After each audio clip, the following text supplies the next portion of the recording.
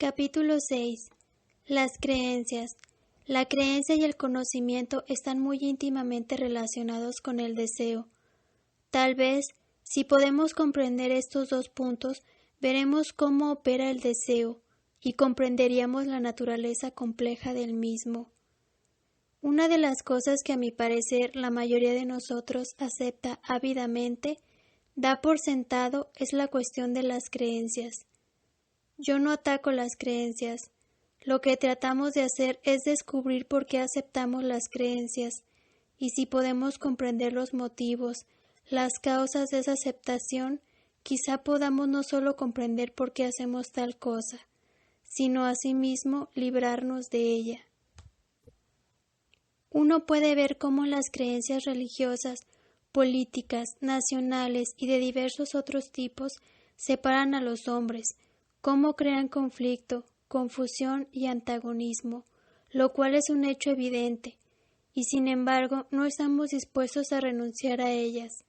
Existe el credo hindú, el credo cristiano, el budista, innumerables creencias sectarias y nacionales, diversas ideologías políticas, todas en lucha unas con otras y procurando convertirse unas a otras.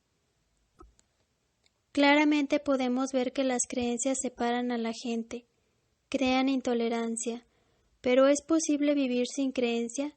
Eso puede descubrirse tan solo si logra uno estudiarse a sí mismo en relación con una creencia.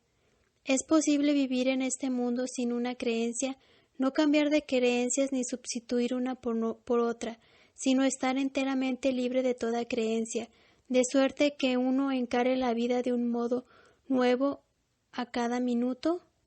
La verdad, después de todo, está en esto, en tener la capacidad de encarar todas las cosas de un modo nuevo, de instante en instante, sin la reacción condicionante del pasado, para que no haya ese efecto acumulativo que obra como barrera entre uno mismo y aquello que es.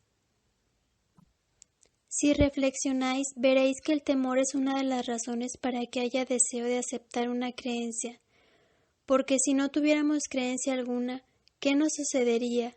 ¿No nos causaría pavor lo que pudiera ocurrir? Si no tuviéramos ninguna norma de acción basada en una creencia, ya sea en Dios, en el comunismo, en el socialismo, en el imperialismo, o en tal o cual fórmula religiosa, o en algún no que domina que nos condicione, nos sentiríamos totalmente perdidos, ¿no es así? Y esa aceptación de una creencia, la ocultación de ese temor, ¿no es acaso el miedo de no ser realmente nada, el miedo de estar vacío? Después de todo, una taza solo es útil cuando está vacía, y una mente repleta de creencias, de dogmas, de afirmaciones y de citas, en realidad no es una mente creativa, y lo único que hace es repetir. Y el huir de ese miedo al vacío, a la soledad, al estancamiento, de ese miedo de no llegar, de no triunfar, de no lograr, de no ser algo, de no legar. Hacer algo es sin duda una de las razones por las cuales aceptamos las creencias tan ávida y codiciosamente. ¿No es así? ¿Y podemos comprendernos a nosotros mismos mediante la aceptación de una creencia? Todo lo contrario, es obvio que una creencia política o religiosa impide la propia comprensión, obra a modo de pantalla a través de la cual nos miramos a nosotros mismos. ¿Y podemos mirarnos a nosotros mismos sin creencia alguna?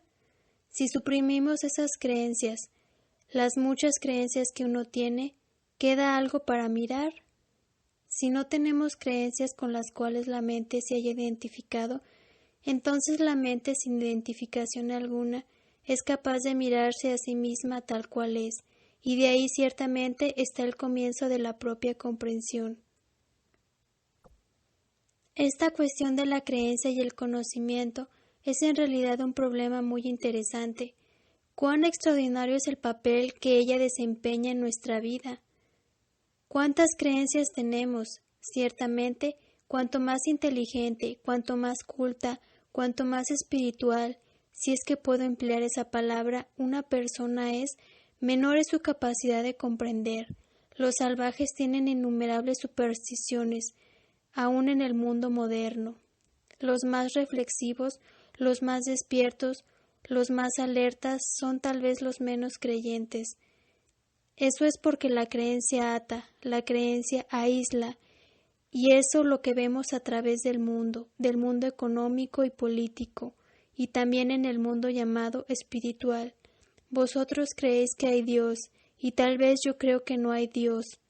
O vosotros creéis en el completo control de toda cosa y de todo individuo por el Estado, y yo creo en la empresa privada y todo lo demás. Vosotros creéis que solo hay un Salvador, y que por su intermedio podéis lograr vuestro fin, y yo no lo creo. De suerte que vosotros con vuestra creencia y yo con la mía nos estamos imponiendo, y sin embargo ambos hablamos de amor, de paz, la unidad del género humano, de una sola vida, la cual no significa nada absolutamente, porque de hecho la creencia misma es un proceso de aislamiento. Vosotros sois brahmanes y yo no soy un brahman. Vosotros sois cristianos, yo musulmán y así sucesivamente, pero habláis de fraternidad y yo también hablo de la misma fraternidad, amor y paz. En realidad de los hechos estamos separados y nos dividimos. Un hombre que quisiera la paz y deseara crear un nuevo mundo, un mundo feliz, no puede ciertamente aislarse mediante alguna creencia. ¿Está claro? Puede que ello sea verbal, pero si veis su significado, su validez y su verdad, ello empezará a actuar. Vemos, pues, que donde hay un proceso de deseo en operación, tiene que existir un proceso de aislamiento a través de la creencia, porque evidentemente vosotros creéis que a fin de estar asegurados en lo económico, en lo espiritual y también interiormente. No estoy hablando de la gente que cree por razones económicas, porque se la educa para depender de sus empleos y por lo tanto ellos serán católicos, hindúes, no importa qué, mientras haya un empleo para ellos. No discutimos acerca de esa gente que se apega a una creencia por conveniencia.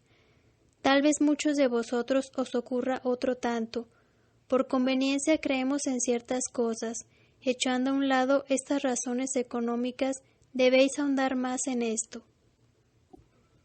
Tomad las personas que creen firmemente en algo, económico, social o espiritual. El proceso que hay detrás de ello es el deseo psicológico de estar en seguridad. ¿No es así? Luego está el deseo de continuar. Aquí no estamos discutiendo si hay o no hay continuidad, solo discutimos el instinto, el impulso constante que nos lleva a creer. Un hombre de paz, un hombre que quisiera realmente comprender el proceso íntegro de la existencia humana, no puede estar atado por una creencia, ¿no es cierto? Él ve su deseo en acción como medio de llegar a estar en seguridad. Por favor, no vayáis al otro extremo y digáis que yo predico la no religión. Eso no es en absoluto lo que yo sostengo. Lo que sostengo es que, mientras no comprendamos el proceso del deseo bajo forma de creencia, tiene que haber disputas, tiene que haber conflicto, tiene que haber dolor, y el hombre estará contra el hombre, lo cual se ve a diario. De suerte que si percibo, si me doy cuenta de que este proceso toma la forma de creencia, la cual es una expresión del anhelo, de seguridad íntima, entonces mi problema no es que yo deba creer esto o aquello, sino de que debiera librarme del deseo de estar en seguridad. ¿Puede la mente estar libre del deseo de seguridad? Ese es el problema, no lo que haya de creerse y cuándo haya de creerse. Estas son meras expresiones de íntimo anhelo de estar psicológicamente en seguridad, de tener certeza acerca de algo cuando no es tan incierto en el mundo. ¿Puede una mente consciente, puede una personalidad estar libre de su deseo de estar segura? Queremos estar en seguridad y por tanto necesitamos la ayuda de nuestro patrimonio, de nuestros bienes y de nuestra familia. Queremos estar interiormente en seguridad y también espiritualmente, erigiendo muros de creencia, los cuales son un indicio de este anhelo de estar seguro. ¿Podéis vosotros como individuos estar libres de este impulso, de este anhelo de seguridad que se expresa en el deseo de creer en algo? Si no estamos libres de todo eso, somos una fuente de disputas, no somos centros de paz, no hay amor en nuestro corazón, la creencia destruye, y esto se ve en nuestra vida diaria. ¿Puedo pues verme a mí mismo cuando me hallo atrapado en este proceso del deseo que se expresa en el apego a una creencia? ¿Puede la mente liberarse de él? No debiera encontrar un sustituto a la creencia, sino estar enteramente libre de ella. A esto no podéis contestar sí o no, pero podéis definitivamente dar una respuesta si vuestra intención es la de llegar a estar libres de creencia. Entonces llegáis inevitablemente al punto en que buscáis los medios para libertaros del impulso a estar en seguridad. Interiormente, ello es obvio, no existe la seguridad, que según os agrada creer, habría de continuar. Os gusta creer que hay un Dios que atiende con solicitud a vuestras pequeñeces y que os dice a quién deberéis ver, qué debéis hacer y cómo deberéis hacerlo. Es obvio que esto es pensamiento infantil y sin madurez. Creéis que el Gran Padre está observando a cada uno de nosotros. Eso es simple proyección de vuestro propio gusto personal. No es verdad. Evidentemente, la verdad debe ser algo enteramente diferente. Nuestro problema siguiente es el del conocimiento. ¿Es necesario el conocimiento para la comprensión de la verdad? Cuando yo digo yo sé, lo que ello implica es que hay conocimiento. ¿Puede una mente así ser capaz de investigación y búsqueda de lo que es la realidad? Y aparte de ello, ¿qué es lo que sabemos de lo cual estamos tan orgullosos? ¿Qué es lo que realmente sabemos? Conocemos informaciones, estamos llenos de información y experiencia basada en nuestro condicionamiento, nuestra memoria y nuestras capacidades. Cuando decís yo sé, ¿qué queréis significar? ¿O el reconocimiento que conocéis es el reconocimiento de un hecho o cierta información, o es una experiencia que habéis tenido? La constante acumulación de informaciones, la adquisición de diversas formas de conocimiento, de información, todo eso constituye el aserto yo sé, y empezáis traduciendo lo que habéis leído, según vuestro trasfondo, vuestro deseo, vuestra experiencia. Vuestro conocimiento es una cosa en la cual se desarrolla un proceso similar al proceso del deseo. A la creencia le sustituimos el conocimiento. Yo sé, he tenido experiencia. Ello no puede ser refutado. Mi experiencia es esa. En eso confío plenamente. Estas son manifestaciones de aquel conocimiento.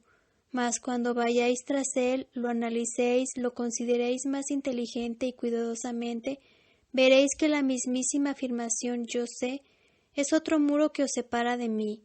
En busca de la comodidad, de seguridad, os refugiáis detrás de ese muro. Por consiguiente, cuanto mayor es el conocimiento de que una mente está cargada, menos es capaz de comprensión. No sé si alguna vez habéis pensado en este problema de la adquisición de conocimientos. Si el conocimiento nos ayuda fundamentalmente a amar, a estar libres de esas cualidades que producen conflicto en nosotros y con el prójimo, si el conocimiento jamás libera la mente de la ambición, ¿por qué después de todo la ambición es una de las cualidades que destruyen la vida de relación, que colocan al hombre contra el hombre? Y si quisiéramos vivir en paz unos con otros, la ambición debe, por cierto, terminar completamente, no solo la ambición política, económica, social, sino también la ambición más sutil y perniciosa, la ambición espiritual, la de ser algo. ¿Será alguna vez posible que la mente esté libre de este proceso acumulativo, del conocimiento, de este deseo de saber? Resulta algo muy interesante observar cómo en nuestra vida ambas cosas, conocimiento y creencia, desempeñan un papel extraordinariamente poderoso. Mirad cómo rendimos culto a los que poseen inmenso conocimiento y erudición. ¿Podéis comprender el sentido de ello? Si quisierais hallar una cosa nueva, experimentar algo que no es una proyección de vuestra imaginación, vuestra mente debe estar libre, ¿no es cierto? Debe ser capaz de ver algo nuevo. Infortunadamente, empero, cada vez que veis algo nuevo, traéis toda la información que ya os es conocida.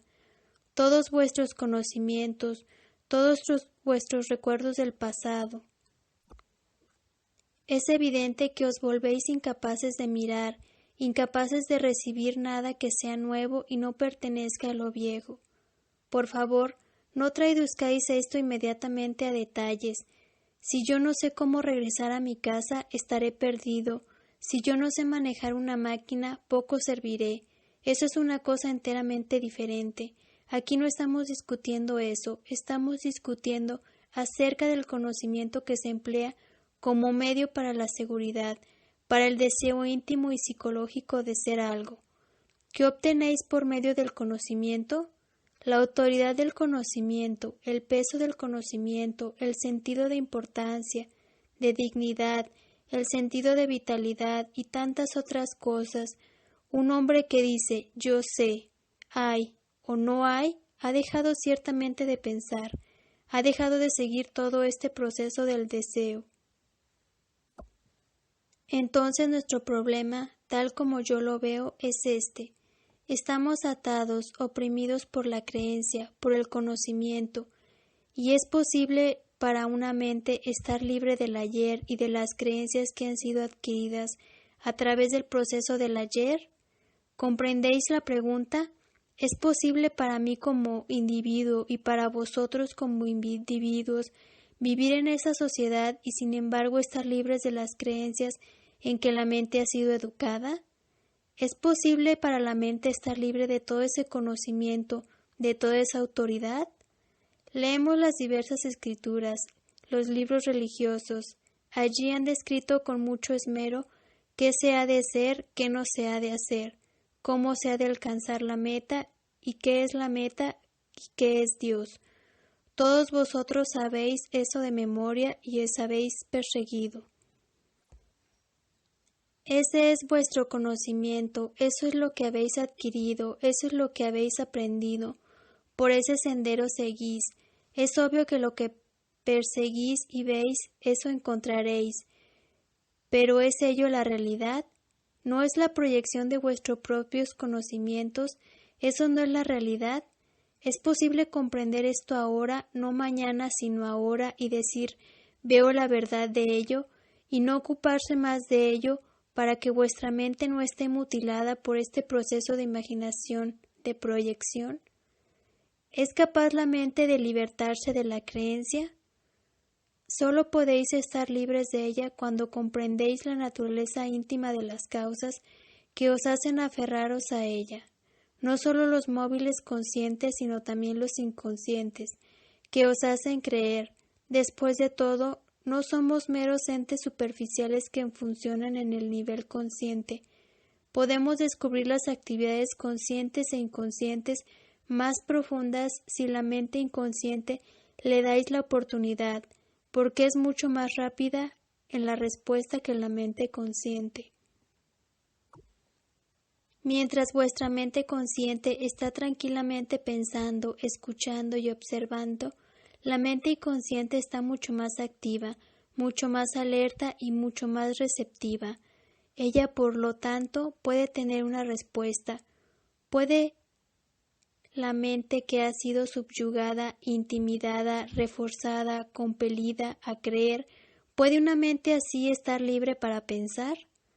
¿Puede mirar de un modo nuevo y suprimir el proceso de aislamiento entre vosotros y otro? No digáis, por favor, que la creencia une a la gente. No la une, eso es obvio. Ninguna religión organizada jamás lo ha hecho. Miraos a vosotros en vuestro propio país. Todos sois creyentes, pero ¿hay comunión entre vosotros? ¿Estáis todos de acuerdo? ¿Estáis todos unidos? Vosotros mismos sabéis que no lo estáis. Estáis divididos en muchísimos pequeños e insignificantes partidos, en castas. Conocéis las innumerables divisiones. El proceso es el mismo a través del mundo.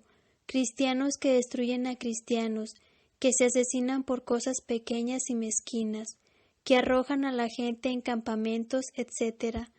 Todo el horror de la guerra, de suerte que la creencia no une a la gente, es clarísimo. Si eso es claro y es verdad, y si lo ves, entonces hay que seguirlo. Pero la dificultad estriba en que la mayoría de nosotros no vemos, porque no somos capaces de enfrentar aquella inseguridad interior, aquella íntima sensación de estar solos. Queremos algo en que apoyarnos, ya sea el Estado o la casta o el nacionalismo, o un maestro o un salvador o cualquier cosa.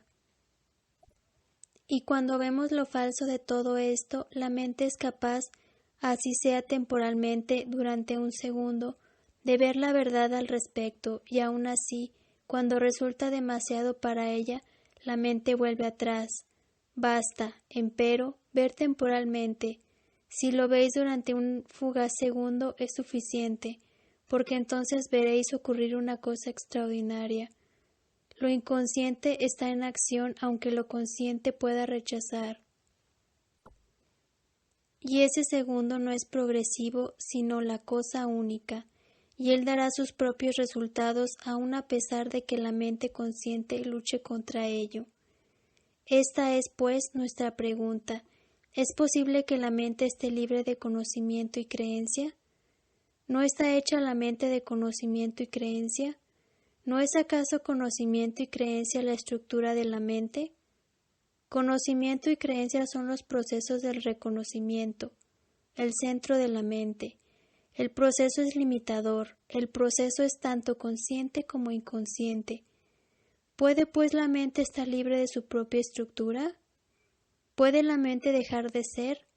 Eso es el problema. La mente, tal como la conocemos, tiene tras de sí la creencia, el deseo, el impulso de estar en seguridad, conocimiento y acumulación de fuerza.